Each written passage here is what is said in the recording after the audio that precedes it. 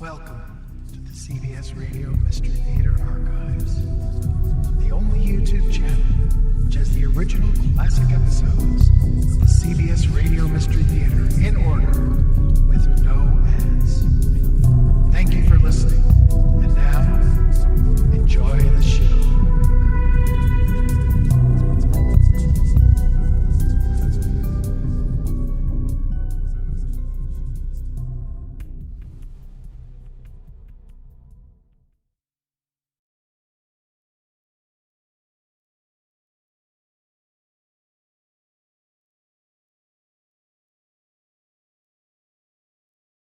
Welcome. I'm E.G. Marshall. Do you believe in monsters? They exist, you know. The Irish giant in the Museum of Trinity College, Dublin. Dwarfs, which are stronger and live longer and usually have strong passions and acute intellect. The fabulous monsters of Guyana near Lake Parima, sketched in 1663 by Joost Segerman in his collection of voyages. Those are just a few examples which will lend credence to the story we're about to hear. I saw it, Billy Lee. I saw it. I saw the thing. Now, take it easy. You're shaking like an aspen leaf. How come you even went near Dead Lake? Well, you know better. Things disappear there. What got into you? One of my heifers wandered away.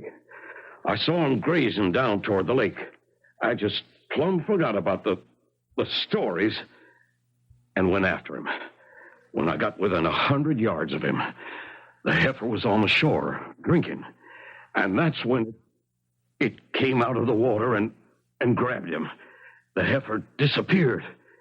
He bellowed, Billy Lee. It was horrible.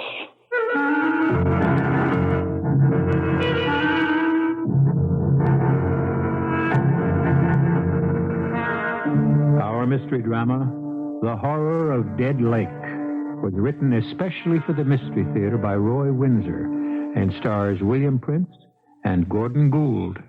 It is sponsored in part by Buick Motor Division and Anheuser-Busch Incorporated, brewers of Budweiser. I'll be back shortly with Act One.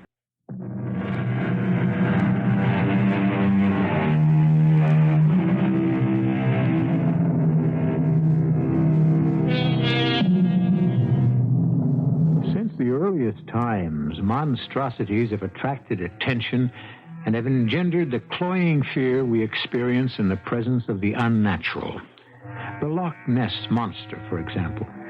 Is it fact or fiction? The search for it still goes on. Cyclops? The monster with one eye? Oh, there undoubtedly was such a creature because there still are. Really. At a point where the nose sticks out from the forehead, there's a single orbital cavity with an eye in it. Well, in this tale, we encounter another deviate from nature when we discover the hideous thing that inhabits the dead lake. Claude? Yes? Was it all right? Not too grim? No, it was all right. I know how much you loved your father. Well, he lived a long life, and he didn't suffer. The lawyer went over things and assigned them to me. The savings, the old house, that kind of thing. It was sad, come to think of it. But it's over now. You know, Polly, there's something I never told you because I'd forgotten about it, and so had my dad, for that matter. Oh? A castle in Spain? A map where the treasure's buried? You know, you're not so far off at that. My dad left me 50 acres of land near a small town in Florida, Orisville. 50 acres? Mm-hmm. And with land down there selling for a fortune? Well, not this land. There's something funny about it. A long time ago, back in the early part of the 18th century, a certain Silas Baxter, an ancestor of mine, was, I kid you not, a pirate. Claude. He must have run a pretty good ship, because when he left the sea, he bought those 50 acres and built himself a castle. He called it the Captain Doubloon. A castle? Oh, not a great big one, but big enough.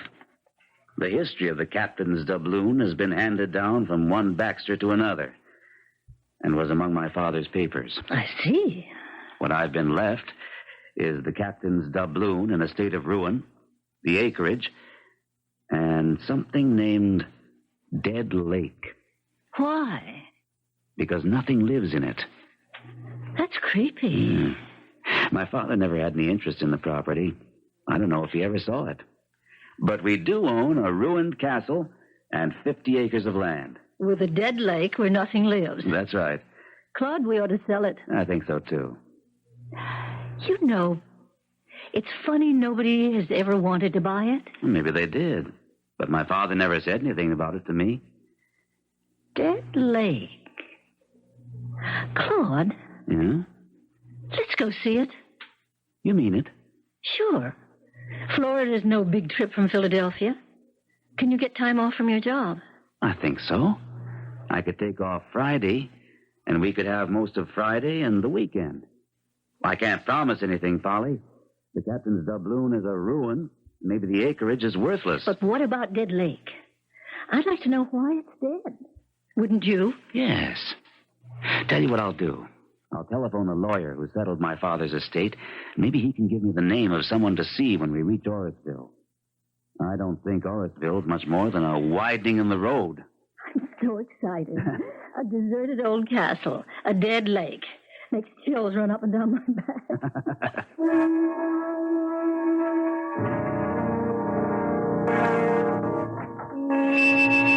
Well, Professor Micah, and how are you, sir? Quite well, I thank you. Here is my food list. Can you also obtain the chemicals I've written down here? Oh, yes, sir. No problem. I'll have one of the boys drive over to Palatka. No, I've got to pay him, of course. I understand. I will give you these. I have before. Yes, sir, you sure have. Doubloons. My goodness, what pretty coins. Solid gold. You mind if I ask you something, Professor? Johnny Reed was in here yesterday, and he's scared white. A heifer of his wandered down to the shore of Dead Lake, and Johnny said some kind of thing. Grabbed it and dragged it under the water. Johnny said it bellowed something terrible. Did you hear it? You know anything about it? It is wise to stay away from the lake. I do not go near it. I remain in the castle and do my work. Well, maybe not for long, Professor. You've been squatting there so long, I guess you feel you own the place. But the real owner's coming to Orrisville Friday afternoon, tomorrow. A fellow named Baxter.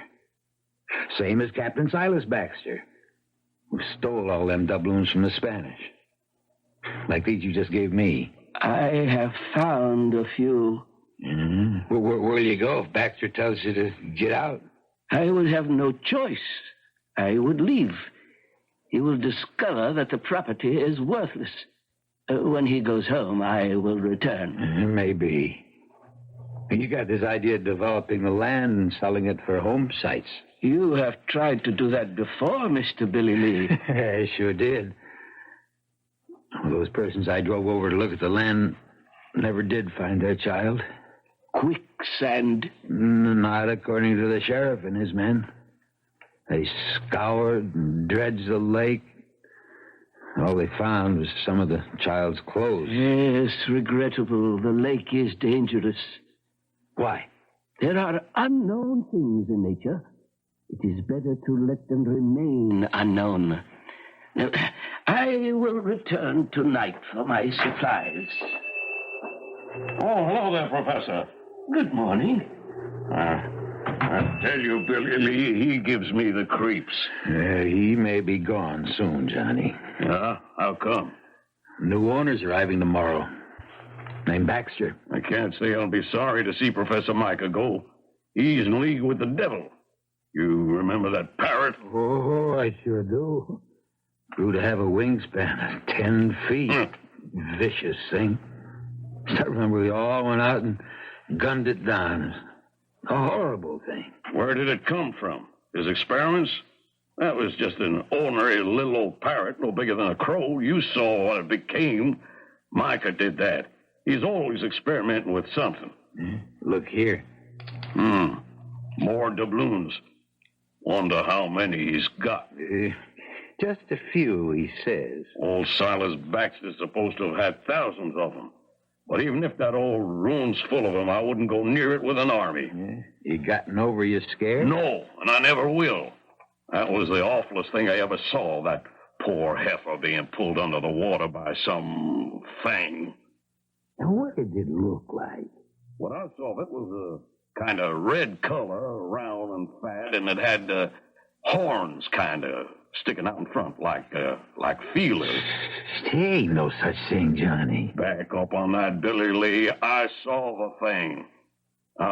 You say the new owner's showing up tomorrow? That's right. Him and his wife. Staying in one of my rooms upstairs. You taking them over to their property? Well, I expect so. Then let me tell you, stay away from the lake and keep them away from it, too.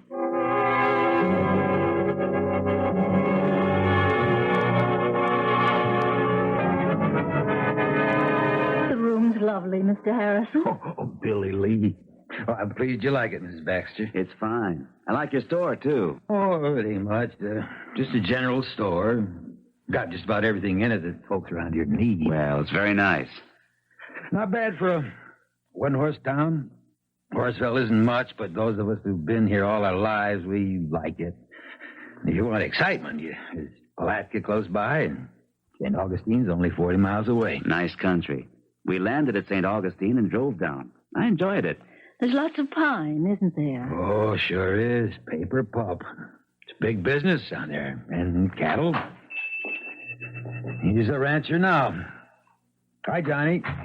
Oh. Meet Mr. and Mrs. Baxter. Hello. Johnny Reed. How do you do? Mr. Reed, how are you? Baxters. You really interested in the Captain's doubloon, Mr. Baxter? Well, I don't know. It's my property.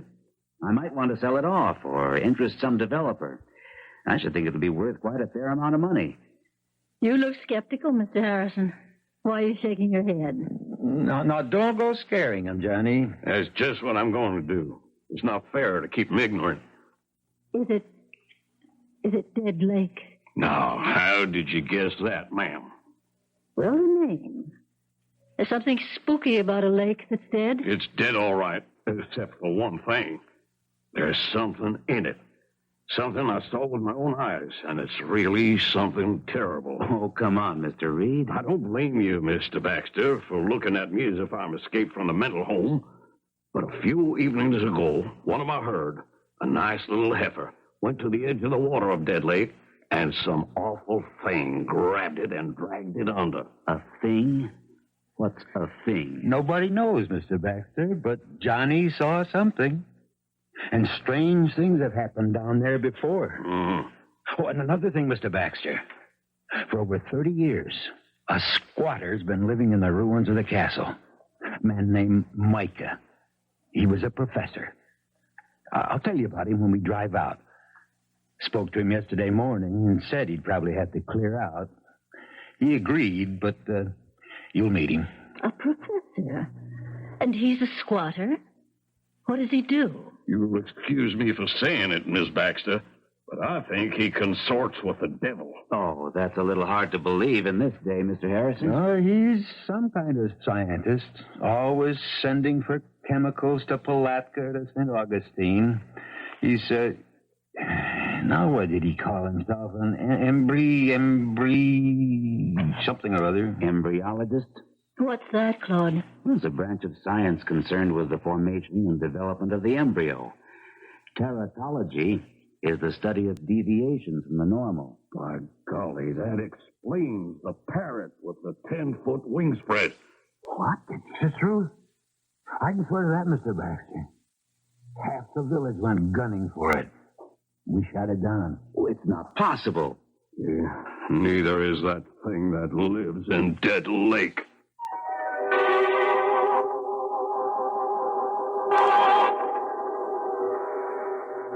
What do we know about what exists at the bottom of the oceans? What prehistoric creatures live there, concealed from our sight and knowledge? Monsters? Probably. There still are phenomena which we have not fathomed. What is that thing at the bottom of Dead Lake? We will encounter it when I return with Act 2.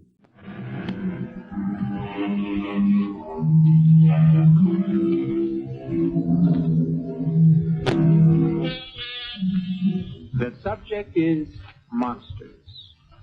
We seldom think about them, if we ever do, but there are monsters all the same.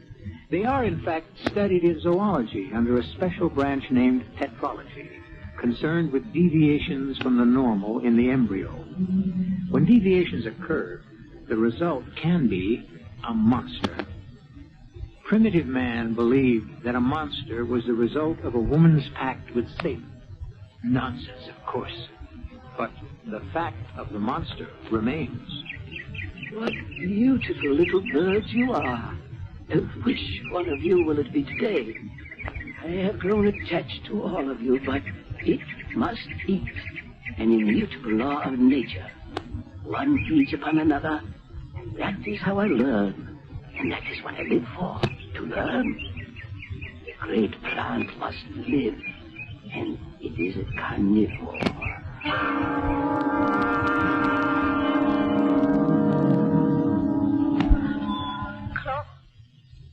Bruin is right. The Captain's Doubloon isn't a castle, it's a heap of rubble. One turret sort of standing, the rest caved in. Professor's at home. Smoke rising from the chimney. Strange smell. Acrid. It's the chemicals. He's always experimenting with something. Have you been here before, Billy Lee? Oh, not to go inside. I've been around the grounds, but like the rest of us in Horaceville, I don't feel comfortable here. Well, we've seen it, Polly. Maybe we should forget it and go home. That's what the dog thinks, don't you, Binks? But we've come all the way from Philadelphia, Claude. We ought to meet this professor and see what it's like inside. And ask him about those doubloons he brings to Billy Lee for food. What do you say, Billy Lee? Well, I guess I don't have to say anything. There's the professor now. Afternoon, Professor. Good afternoon. This is Mr. Baxter. That's right. This is Baxter, my dog Binks. How do you do? Yes, the dog. I'm the legal owner of all this property, Professor Micah. I do not question it, Mr. Baxter. And I am an interloper. If you want to put it that way, yes. So, when it's convenient to you... Of course. I will gather my few possessions and leave. You've been here 30 years. Oh, longer than that. It is an isolated place. I do my work here, my experiments. Like that monster parrot?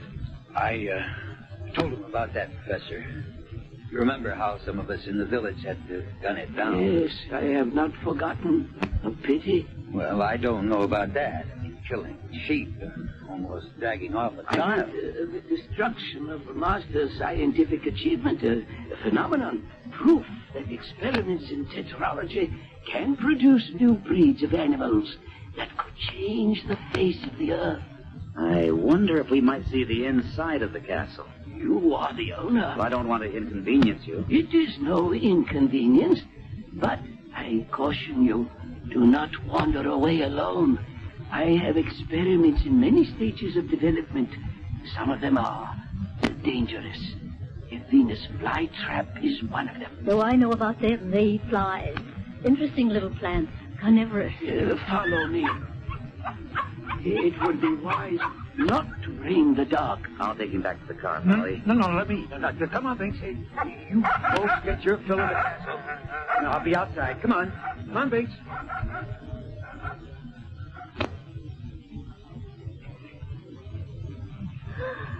Oh, my goodness. What's that thing, Claude? It looks like a huge sunflower plant. And look at those pouches at the end of its leaves. They're bigger than a pelican's pouch. Much bigger and much more dangerous. It is a Venus flytrap. It can't be. They're small. But by controlling its growth from a seedling, I have created a new species. It is very powerful. Look, Polly. It's leaning toward me. And it's opening up. Claude. Do not approach it, Mr. Baxter. If it should seize your arm... Oh, that's horrible. Claude, stay back. Well, that's the first thing that will go. I'll take an axe to it. Let's get out of here, Claude. You live here, Professor? Yes, in the ruined tower. This is my plant room. Is there a basement? Yes, but except for me, the dungeon is unsafe. You've got more things like this down there? My experiments are varied. Professor, please clear out as soon as you can and destroy these experiments of yours. That's Binks. Claude, that's Binks. He sounds like he's being killed.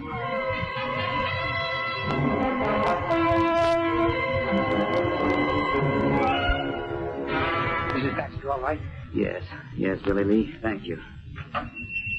Glad you're still open. What happened? I can see by your face. Their dog.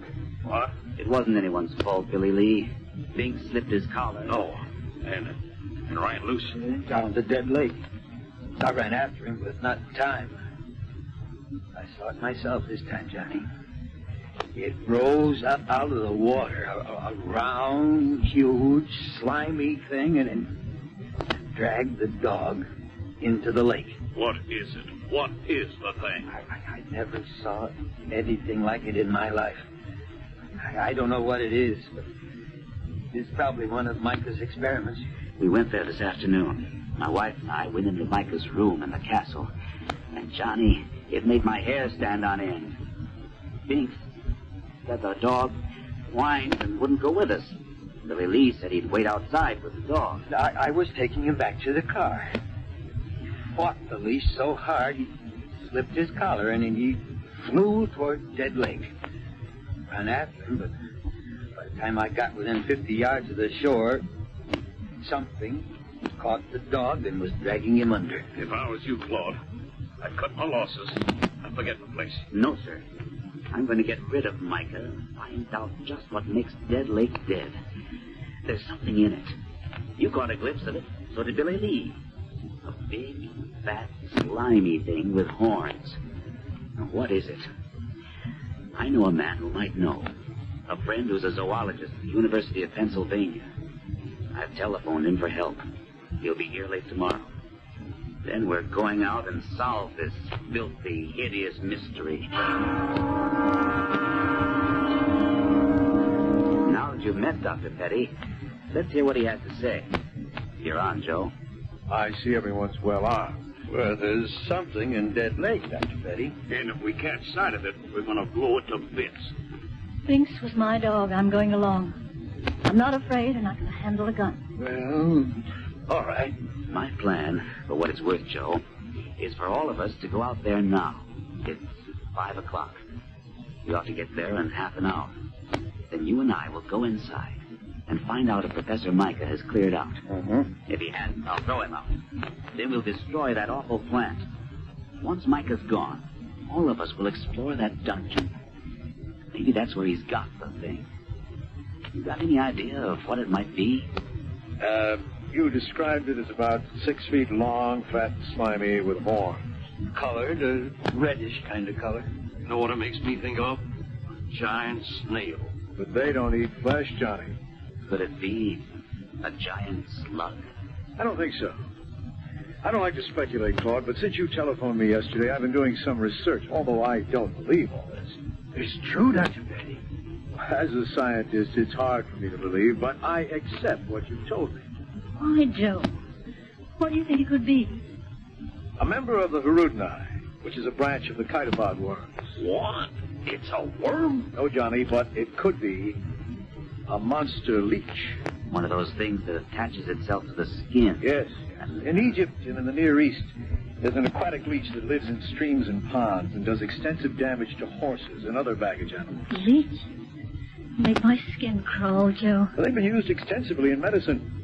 In 1832, France alone imported over 50 million of them for bloodletting. And you think that's what the thing is that's in Dead Lake? It's hard to say, Billy Lee, but you've described the leech. Red-colored body, bloated appearance, slimy look. Of course, the thought of a leech 5 or 6 feet long boggles my mind. I simply can't imagine it. But if that's what the thing is, it could kill anything. Once those enormous suckers have attached themselves to any blood animal, the animal would be dead in minutes. Well, let's get started. Yeah, we'll take my pickup, Chuck. We've got an arsenal. Hey, dynamite. Dynamite? Sure. If we don't see the leech, maybe we can find where it lives. And that's how blow off this keep.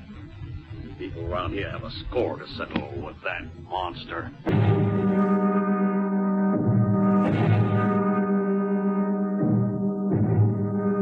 I told you to get out, Professor Micah.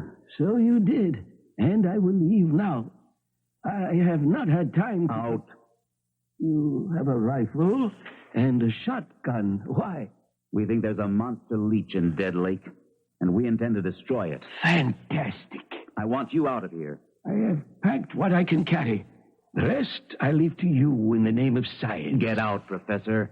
That marvelous Venus flytrap. I never saw anything like it, Claude. Look at those traps, undulating and stretching toward us. He said it's powerful. That's the first thing we take care of. You have the shotgun, Joe. Look at us, inching toward us. I'll release the birds. They're what he fed to the plant. Look at them go. Joe, call the others, and we'll try the dungeon. Well, come with me. We don't want to be separated. You've got a point. What a devil's hole this is, Joe. Let's get the others.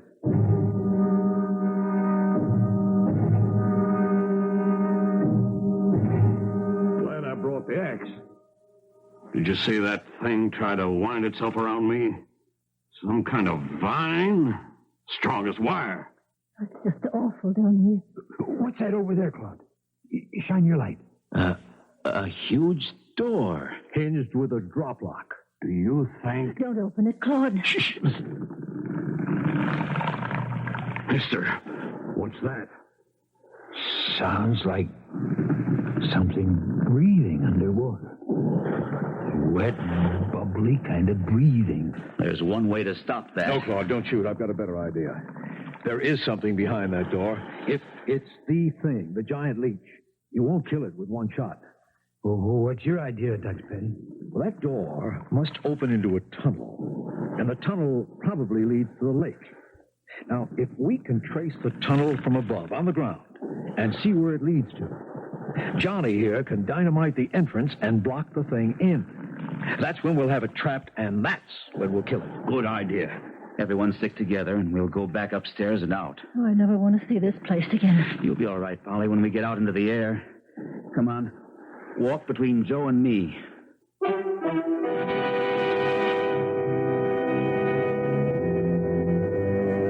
Is it possible? In nature, most things are. And nature, with a prod from an experimental scientist, has created a monster. A giant, predatory, hideous monster leech. I'll be back shortly with Act 3. Have you ever had a leech attach itself to your skin? It happens not infrequently in many freshwater lakes. They are small and they can be flipped off with a finger. But the experience makes one shudder. Imagine the horror, then, of speculating that what Professor Micah has bred, the thing that has made the dead lake dead, is a gargantuan leech. I'll get the dynamite. Hand me the rifle, Billy Lee. Sure. I'll grab the shotgun. Oh, here's the other one for you, Dr. Petrie. Right. Joe, let me carry it for Johnny. I'd appreciate it if you'd stay with Polly. I'm all right, Claude, with just being in that filthy basement. No way, Polly. You're going to stay by the truck and Joe. Claude! No, absolutely not. I mean it, Polly. I think he's right, Mrs. Baxter. I tell you what. Why don't you swing the truck around and turn on the lights and shine them on the north side of the castle? The locked basement door's on that side. Give us some light down to the shore, too. All right, Polly. Come on, hop in. But Claude... No, please don't argue. You stay with Joe. Ready, Johnny? I'll lead the way. Keep your guns up. I'll be ready for anything. Joe, I feel sick. If the thing is what you think it is. Yeah, me too. Let me get the truck turned around. Black as a tunnel. I'll switch on the lights. I see them, Claude and the others. The car lights do run down to Dead Lake. Isn't that an awful name for it? It's dead, all right, if there's a giant leech in it. Joe, look. What? It's the professor. Now, what the He's devil... returning to the castle, not through the front, but through the north side of it. I wonder what he's up to. He's disappeared now. Must be another entrance to the place. If Johnny does blow up the tunnel and the professor's in that basement... Claude ordered him out. I know that. All the same, he is a human being. And... I don't think he's a human being at all. Shine your big torch over the lake, Johnny. Shore cuts through the blackness all the way to the other side. Johnny, Look, something's moving just under the surface of the water. It's moving to the other side. Follow it with the torch. Look at it. Just a little of its back is out of the water, like a whale. keep following it. I can hit it from here. No, Claude, no. Let it go. When it returns from the other side of the lake. Oh, no. That's a small deer over there. See? The thing is coming out of the water. Go fire a shot, Claude. It scared the deer. Look at that thing. It's half out of the water. The deer got away. Johnny, follow where the thing swims. It's coming toward this side of the lake, a few 100 feet north of us. Come on. No, hold it. If it does have a cave or a tunnel to a cave, we don't want to scare it off. Just watch it. Didn't surface. And it's disappeared. Now, let's move.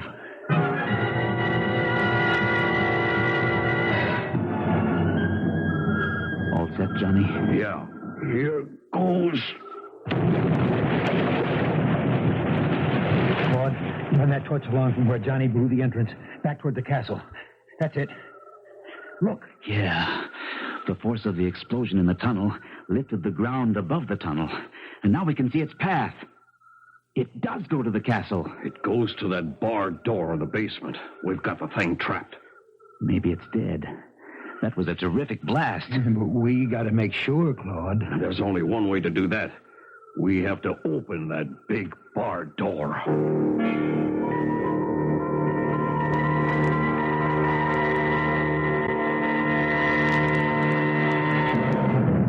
Now what, Joe? I don't know. There was a big charge of dynamite. They must have found the tunnel. What about the thing?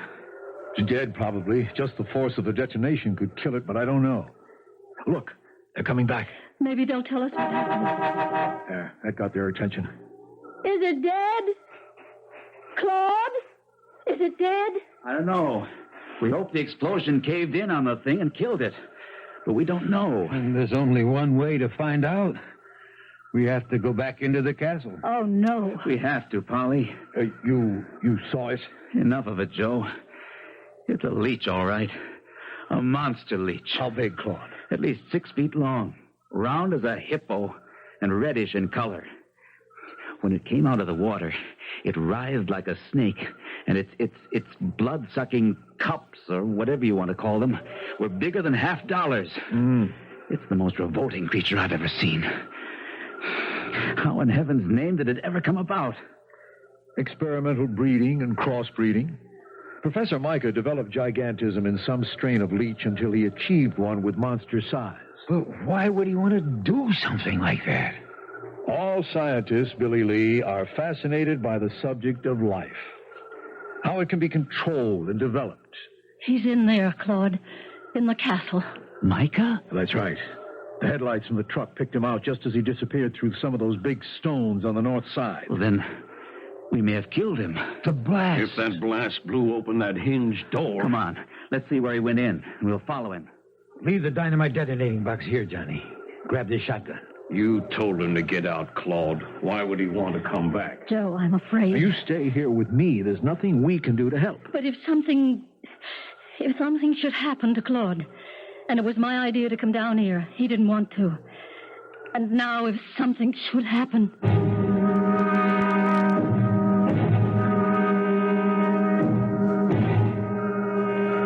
That could be it. See where I'm shining the torch? Yeah, it could be. Just about wide enough for a man to squeeze through. All right. Follow me. Hold it, Claude. You bring up the rear. Now, wait a minute. I'm not going to have you risk your lives any more than you already have. Billy and me have the shotguns. Much more effective close range. You bring up the rear with your rifle. Right, Billy Lee? Right. I don't know what to expect, but whatever we find, it's bound to be close range. Let's go, Johnny. This place is a house of horrors. Ought to be burned to the ground. It will be, once we know that the monster leech is dead. It's Micah from that big room in the dungeon. Have your gun cocked, Johnny, and go slow. Look. Oh, good Lord. The leech! It's all over him. Move back, Johnny. Micah's dead. The leech is all over him. Shoot, Johnny! Blood. All over. Is it dead? Don't go near it, Claude. Some of the suckers are still working away. We have to get Micah out from under. He's dead, Claude. Let's get out of here. We can come back when it's daylight. Get Micah and hack that thing to pieces.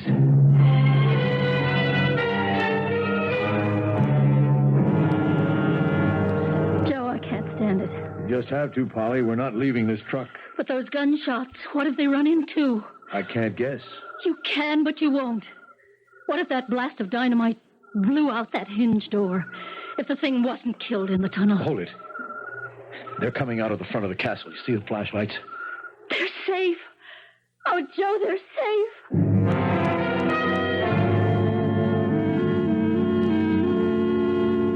Are you all right, Polly? Still feel a little faint. When you saw Claude safe returning to the truck, you passed out. I remember. Joe was right. Professor Micah had developed a giant leech. It lived in a tunnel which ran from the shore of Dead Lake up to a cave near the castle. When Johnny set off that blast of dynamite, the tremendous repercussion broke the hinges of the door into the cave, and the leech got out. Micah was there in the room. He was probably stunned by the blast. And that's when the leech grabbed him. There was nothing we could do to save him. It must have been awful. It was a nightmare, Polly. We're returning there in the morning. So am I. Polly. No, Claude. I got us into this, and I'm going to see what's in that room.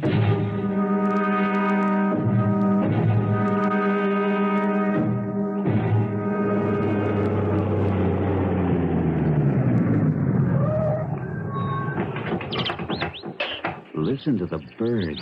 Life has kind of returned to Captain Doubloon.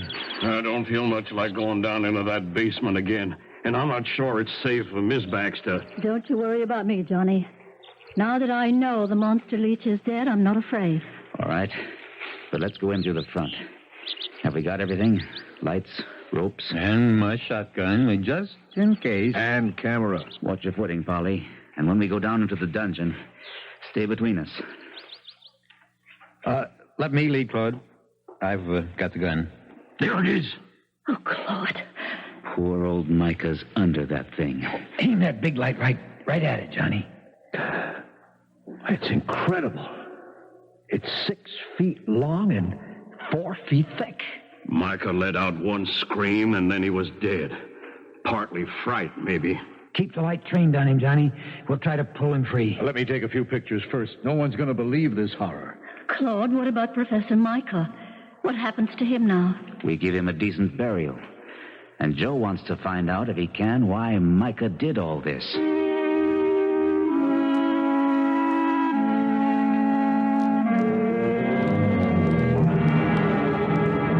Billy and I searched the castle. In the one tower, still partly standing, Micah had a room and his books and a small laboratory. Yeah, there were a lot of papers and chemicals. But the real discovery was this diary. It goes back 40 years, back to 1931, in fact. Under an October date. Listen to what Micah wrote.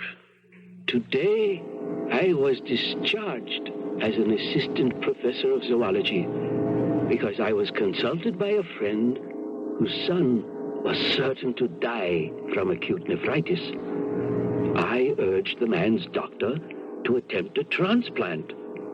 The doctor was repelled by my suggestion. I explained that in zoology, I had conducted many experiments in which I have saved small animals with various organ defects. My suggestion was rejected, and so was I. I have left. I intend to continue my experiments somehow, somewhere, south probably, where at least I will have the climate in my favor. And one day, I am convinced, the name of Micah will be honored for his proof that life can be prolonged and improved. There it is. And a lot more. Poor man. He wasn't really mad. He just felt rejected. And because of his bitterness, his experiments became grotesque. Through that huge parrot, for example, he intended to prove to skeptics that man's magic, science, could reshape mankind and his environment. He was an intellect, and far ahead of the time in which he lived. And the giant leech?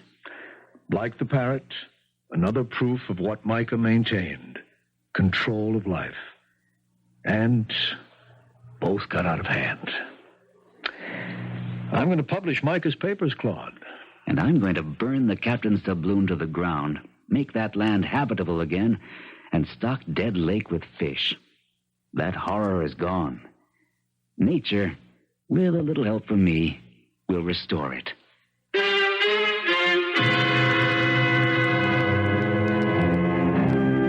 Nightmares are made of such stuff as a dream about a monster leech, because the word makes the skin crawl. And when in sleep a fiend or incubus oppresses you, wake up. It will go away. But was it real? Or just a nightmare? I'll be back in a moment.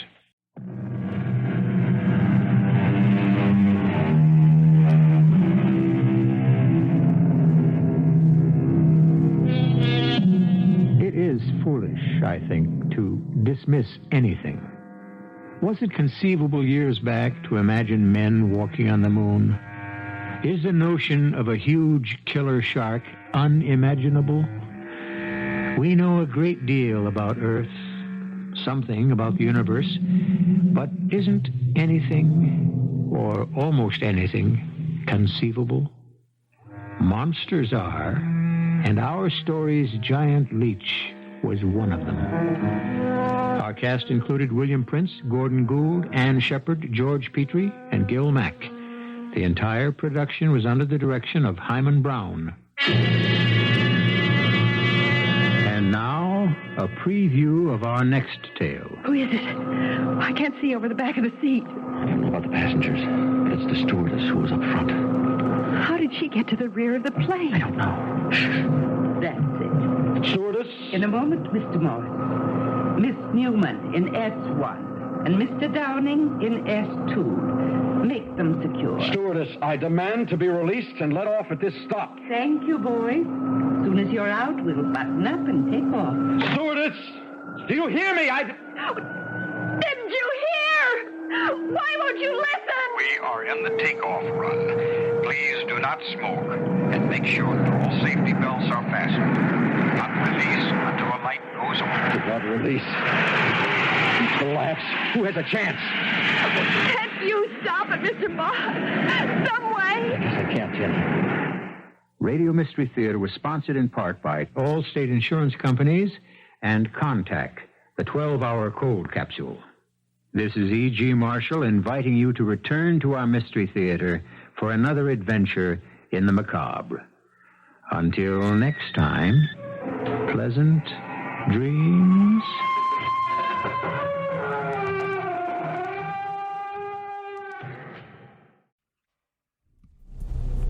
I hope you enjoyed this episode of CBS Radio Mystery Theater. If you've enjoyed this and want to hear more, please